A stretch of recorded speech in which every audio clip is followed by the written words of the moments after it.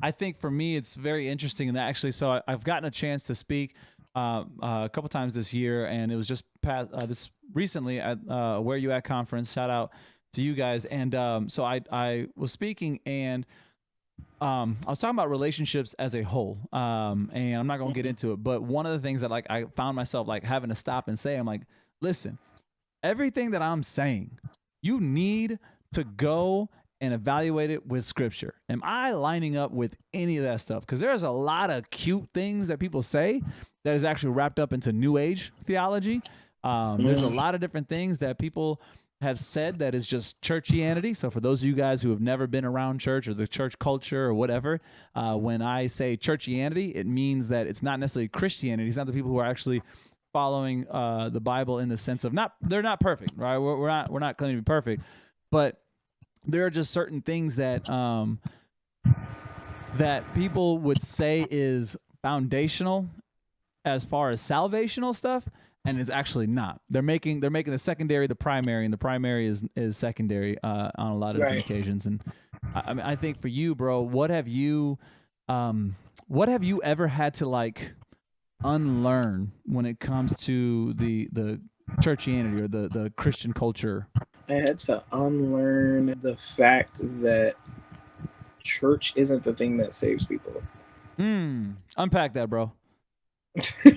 That's good, bro. That's good. Hey, what up, Charlie Wash? And it's me.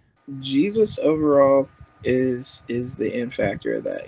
He's the one that'll change people's lives. He's the one that's gonna affect people in the way that they need to be affected for His glory. You know, it the church is a tool for that, yes, but and it is important. I don't want to like be out here wild and saying, "Oh, forget church." Right, But right, yeah. I did learn that like just being there isn't going to do anything to you. Like being in around and fellowshipping with the church is one thing, but counting on it for your salvation is another. Because that's not how that works. Like our salvation comes from Christ. It doesn't come from the pastor in the pulpit. It doesn't come from the people leading worship. It doesn't come from that.